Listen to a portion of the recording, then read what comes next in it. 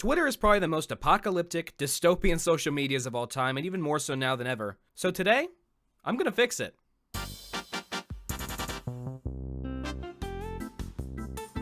Now, you can't fix something without first figuring out what's wrong with it. So step one is determining what's broken so we don't make the same mistakes. Can we get people to treat each other like actual human beings? Can we monetize it in a way that doesn't ruin our verification system? And can we make it so that our social media isn't run by some blood-sucking vampire? Then we'll actually go to fix it, like a savior uniting the whole internet in song and dance. So make sure you stick around for it.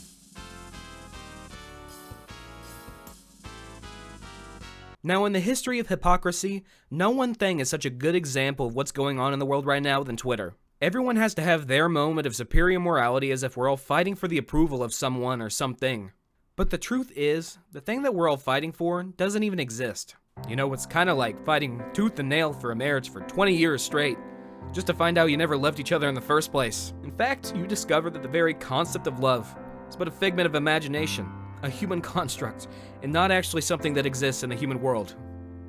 Actually, it's not really like that at all, but you get my point. No matter what side of the political spectrum you're on, everyone demonizes the other as if everyone doesn't deserve a life sentence for the crimes against humanity that they put out there. And it goes much deeper than politics. People might just not like you when you're done for. For example, you could build up a fan base of over 30 million subscribers without as much as showing your face, and get the bullying of a lifetime once you finally do.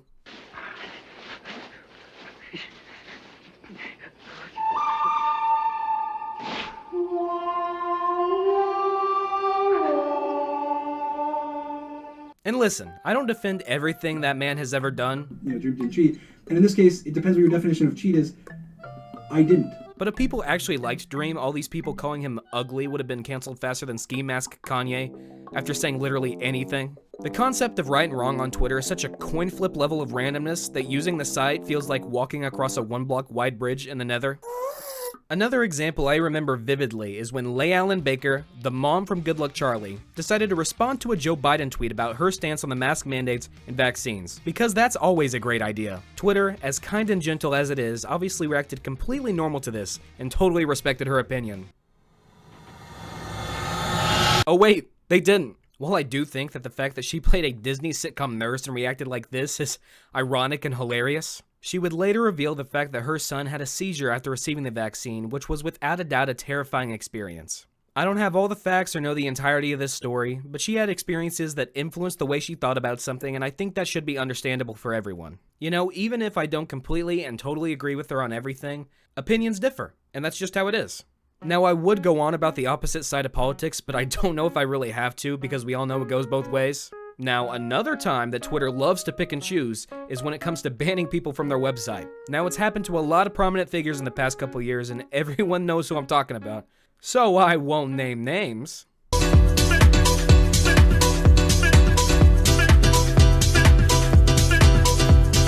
Now, there are a lot of homies out there who have made some crazy, radical, and downright skin-crawling statements on social media, and many have paid the ultimate price of being stripped of their ability to post. In fact, our last president of the United States was one of them. You know, it's not my call to say whether these people deserve this to happen, and I'm definitely not going to go as far to say some of them weren't asking for it, but we all know that there are other accounts who promoted very dangerous behaviors and activities, and many of those accounts are still standing. It really is a roulette table level of picking and choosing, but it is what it is. I mean, what am I going to do about it?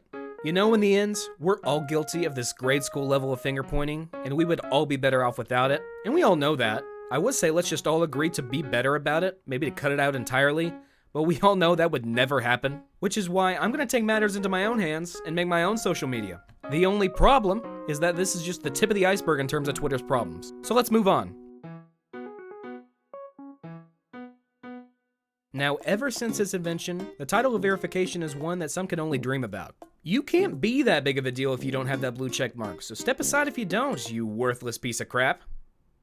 No, but getting verified is a huge deal. I tried multiple times on Instagram in the past due to my former music career, but they denied me every time. Can you believe that? Can you believe they denied me, of all people, verification? I mean, it was heartbreaking. But now all I have to do is blow up on here, and I might have another chance, so fingers crossed. Now, verification comes with a lot of power. It comes with a new tab in the app, which makes it easier for verified users to interact with each other.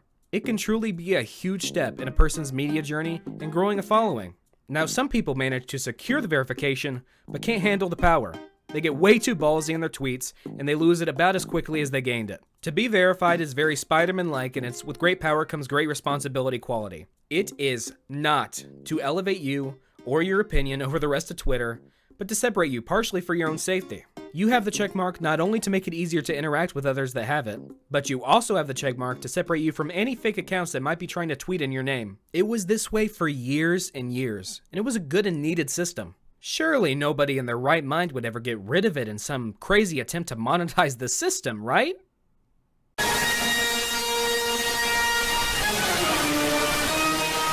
Yeah, right.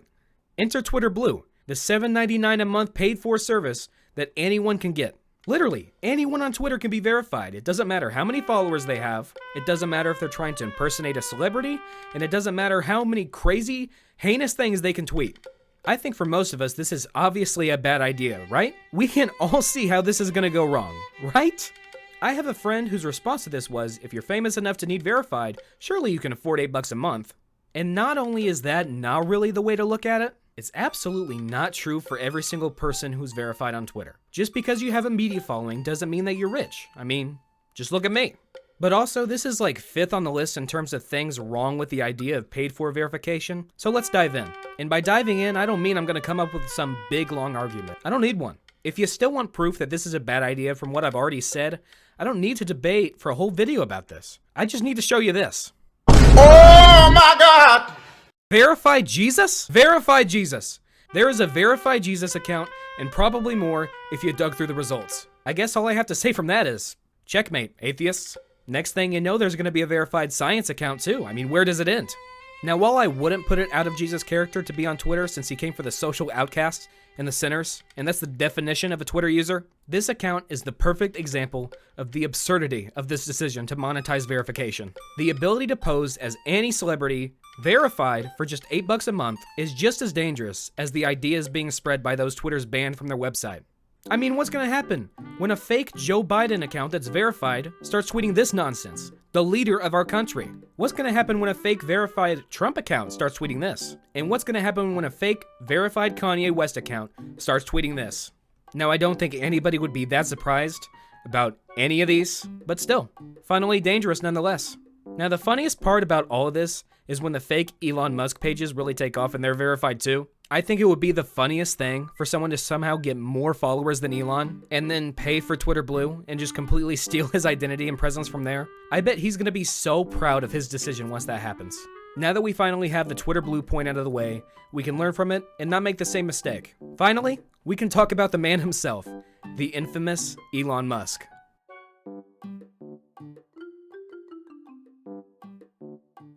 To be honest, at this point, I can't tell if Elon is doing this all intentionally or not. Is he trying to ruin Twitter, or does he truly think he's fixing it? To be fair, we all know the world would be a better place without it, so I can't blame him if that's his goal. He started the whole operation of buying Twitter as some ploy for freedom of speech or something, because one group of rich, powerful, and opinionated people controlling a source of news and media in the world, switching to a rich, powerful, and opinionated individual is totally the solution for that.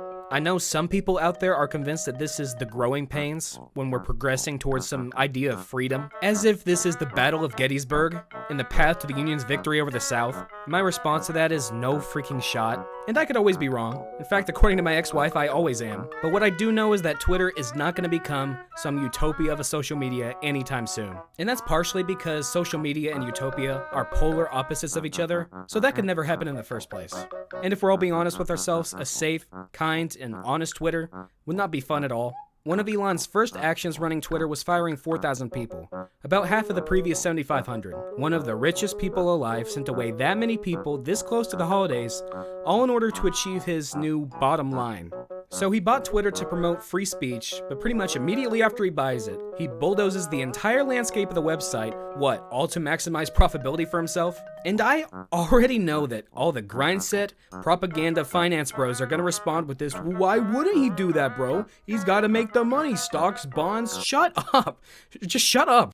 He fired 4,000 eating, sleeping, and breathing people right before the holidays and is charging meme lords $8 a month just to impersonate celebrities. Effective for sure. but a really lame way to do it. And Elon Musk already has so much money. I don't want to be that guy that says, oh, he doesn't need more money, but I can't not say it. He has well over $100 billion. I think that too much is an understatement. Now, if this really was just some mission to further freedom of speech, I don't think I'd feel so passionately about it. But we all know it's not just about that. He's already laid off thousands of people, and I know the debate right now is if they were even necessary since the website is still up and running just fine. And only time will answer that question, but the rapid execution of the whole thing shouldn't sit right with anyone. We've all known for years that the people with money get to control the media, and to an extent, the way we live and think. If you put money into advertising or just any form of media in general, you can sell or do anything. I mean, just look at cereal. Cereal is delicious and a great way to start off every day. They're full of vitamins and other good stuff to fuel you for the tasks ahead of you. Except it's not that good for you, like not at all. At least to the extent the commercials try to tell you it is. I mean, just think about it. Cereal is not supposed to be a whole breakfast, but most of us are putting 2 bowls down in the morning and calling it a meal. There are whole aisles in every grocery store dedicated to this stuff for a half meal, and some of them have a bigger selection than the produce aisles. Is that not weird to you guys too? And don't get me wrong, I love cereal. I just finished this box of peanut butter Captain Crunch. But why is it this prevalent in society? It's such a unique food and such a small, non-nutritious part of what should be our lives. So why are we so obsessed with it? And the answer to that question is there's money behind it. It's a very profitable, easy to make food, and it's also easy to make taste good, so it was made popular and put into our lives. That's definitely a random and silly way to show how media and money can control our lives, but I think it's a good example. You have to spend money to make money, and a strong media presence is part of the key. If Elon's goal is to over time make more money, which it is, buying Twitter is a perfect way to do so. He has huge control over a gigantic section of media. And I know this is all a controversial subject, some people will straight up disagree with me, but what I will say is be careful. Don't trust anything you see online at first glance, especially if it's coming from someone rich and or famous. Cross-analyze every single piece of news you hear before instantly believing it. And finally, spread more misinformation yourself, so that eventually, no one or nothing can be trusted. Nah, I'm kidding about the last one, but seriously, as corny as it is, be careful about what you read online. And now, the moment we've all been waiting for. It's time to make our own social media. Twitter is a horrible, apocalyptic place, and it's falling apart at the seams as we speak. Twitter is hypocritical, money-hungry, and polarizing, so we need to learn from these things so that our social media doesn't make the same mistake. Instead, our social media is going to be true in character, non-for-profit, and accepting of everyone. So, let's get started. Introducing Doc Goose, my new social media that will quickly take the place of Twitter. So, let's set it up. Alright, now first we need a loading screen so that people really feel like they're on a social media. Loading. Alright, and we're set. And now the next step is making a homepage so people feel at home on the app. Alright, I think that looks really good. We even have a mascot, he's a nice little looking goose. But now we have to name the mascot. Now to me, I think this charming goose looks like a Richard to me. So let's make his name Richard S. the Goose. Alright, and I think that looks great. We're almost to the main part, but I think next we need a message so that people know what we're all about at Doc Goose. If you think Twitter is past its prime and too political, you came to the best place possible. No censors, no bans, no nothing. Feel free to say anything you want and interact with users. That's super inviting, I think it's gonna work great. And finally, we have to make our first goose to start off the website. Hot Pockets are just meat Pop-Tarts. There, I think that's great. You know, I think that sends the perfect message. It's not super political. It's not really taking a stance of any sort, so no one can really get offended by that. It's just generally appealing, a nice little funny comment. And now that Doc Goose is up and running, I just want to thank everyone who helped me along the way. I couldn't have done it without you. With the way things are right now, I don't think Elon or Twitter stands a chance against this. I mean, we're just so much better in every single way. And I mean, come on, Hot Pockets are just meat Pop-Tarts? I mean, that is hilarious. What a fantastic start to Doc Goose. Alright, and thanks to everyone watching, you can goose now. It's up and running, and guys, we already have a response. It's from George. I can't believe you would say something like that. This is so no, guys. I don't think this is real. A couple more. Hashtag cancel deep paint, right? I just said Hot Pockets are meat Pop-Tarts. What are you talking about? A pig? No, this cannot be happening. Jerry Trainer? No. No. No. No.